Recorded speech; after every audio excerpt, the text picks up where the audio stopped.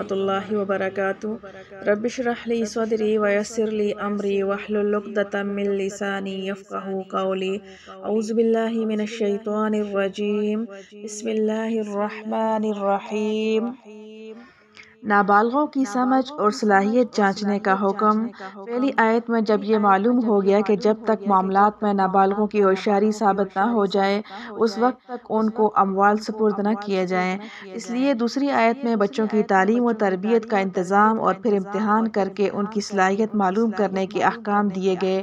ارشاد ہوا وَابْتَلُوا الْيَتَامَى حَتَّى إِذَا بَلَغُوا النِّكَاحَ، یعنی بالغ ہونے سے پہلے ہی چھوٹے چھوٹے معمولی معاملات خرید و فروخت ان کے سپرد کر کے ان کی صلاحیت کا امتحان لیتے رہو، یہاں تک کہ جب وہ نکاح کے قابل یعنی بالغ ہو جائیں تو اب خاص طور سے اس کا اندازہ لگاؤ کہ وہ اپنے معاملات میں ہوشیار ہو گئے یا نہیں۔ جب ہوشیاری محسوس کر لو تب ان کے اموال ان کے سپرد کر دو۔ خلاصہ یہ کہ بچوں کی مخصوص طبیعت اور ان میں عقل و ہوش کے نشوونما کے اعتبار سے ان کے 3 درجے کر دیے گئے، ایک بلوغ سے پہلے، دوسرا بلوغ کے بعد، تیسرا ہوشیاری کے بعد۔ بلوغ سے پہلے بچوں کے اولیاء کو یہ حکم ہے کہ ان کی تعلیم و تربیت کی کوشش کریں، معاملات میں ان کو ہوشیار کرنے کے لیے چھوٹے چھوٹے معاملات خرید و فروخت کے ان کے ہاتھ سے کرائیں۔ آیت میں وَابْتَلُوا الْيَتَامَى کا یہی مطلب ہے۔ اس سے امام اعظم ابو حنیفہ رحمۃ اللہ علیہ نے یہ مسئلہ اخذ کیا ہے کہ نابالغ بچے جو معاملات خرید و فروخت اپنے ولی کی اجازت سے کریں وہ صحیح اور نافذ ہیں۔ دوسرا حکم یہ ہے کہ جب وہ بالغ اور نکاح کے قابل ہو جائیں تو اب معاملات اور تجربہ کے اعتبار سے ان کے احوال کی جانچ کرو۔ اگر دیکھو کہ وہ اپنے نفع و نقصان کو سمجھنے لگے ہیں اور معاملات سلیقہ سے کرتے ہیں تو ان کے مال ان کے حوالے کر دو۔ بلوغ کی عمر۔ اس آیت میں جہاں بلوغ کا حکم بیان فرمایا گیا وہاں قرآن کریم نے اس بارے میں کہ بچے کا بالغ ہونا کس عمر میں سمجھا جائے گا فَإِذَا بَلَغُوا النِّكَاحَ فرما کر اس کی طرف اشارہ کر دیا کہ اصل بلوغ کسی عمر کے ساتھ مقید نہیں بلکہ اس کا مدار ان آثار پر ہے جو بالغوں کو پیش آتے ہیں۔ ان آثار کے اعتبار سے جس وقت بھی وہ نکاح کے قابل ہو جائیں بالغ سمجھے جائیں گے، خواہ عمر 13-14 سال ہی کی ہو۔ البتہ اگر کسی بچے میں آثار بلوغ نمودار ہی نہ ہوں تو عمر کے اعتبار سے اس کو بالغ قرار دیا جائے گا، جس میں فقہا کا اختلاف ہے۔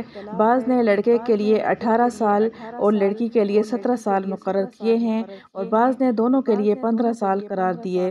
امام اعظم ابو حنیفہ رحمۃ اللہ علیہ کے مذہب میں فتویٰ اس قول پر ہے کہ لڑکا اور لڑکی دونوں 15 سال کی عمر پوری ہونے پر شرعاً بالغ قرار دیے جائیں گے، خواہ آثار بلوغ پائے جائیں یا نہیں۔ ہوشیاری کیوں کر معلوم ہوگی، اس سلسلہ میں آنستم منہم رشدًا کی تشریح۔ حکم قرآنی یہ ہے کہ جب تم ان میں ہوشیاری محسوس کرو اس وقت ان کے اموال ان کے سپرد کر دو۔ اس ہوشیاری کی کیا میعاد ہے؟ قرآن مجید نے اس آخری میعاد کی کوئی صراحت نہیں فرمائی، اس لیے بعض فقہا اس طرف گئے کہ جب تک پوری ہوشیاری محسوس نہ کی جائے اس وقت تک ان کے اموال ان کے سپرد نہ کیے جائیں گے بلکہ بدستور سابق ولی کی حفاظت و امانت میں رہیں گے، خواہ ساری عمر اسی حالت میں گزر جائے۔ اور امام اعظم ابو حنیفہ رحمۃ اللہ علیہ کی تحقیق یہ ہے کہ اس جگہ عدم ہوشیاری سے وہ مراد ہے جو بچپن کے اثر سے ہو اور بالغ ہونے کے 10 سال بعد تک بچپن کا اثر ختم ہو جاتا ہے، اس لیے 15 سال کی عمر بلوغ اور 10 سال سن رشد و ہوشیاری، یہی کل 25 سال کی عمر ہو جانے پر وہ رشد و ہوشیاری ضرور حاصل ہوگی جس کے حاصل ہونے میں بچپن اور کم عمری حائل تھی۔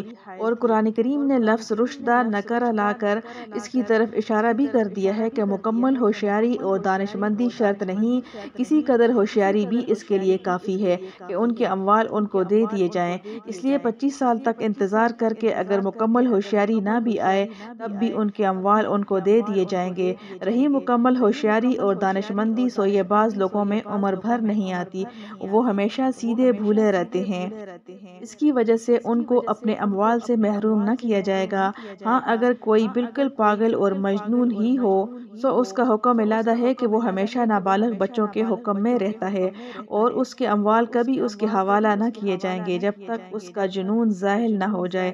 اگرچہ ساری عمر اس جنون میں گزر جائے۔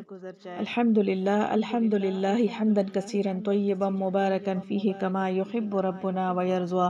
ربنا هب لنا من ازواجنا وذریاتنا قرة اعین واجعلنا للمتقین اماما۔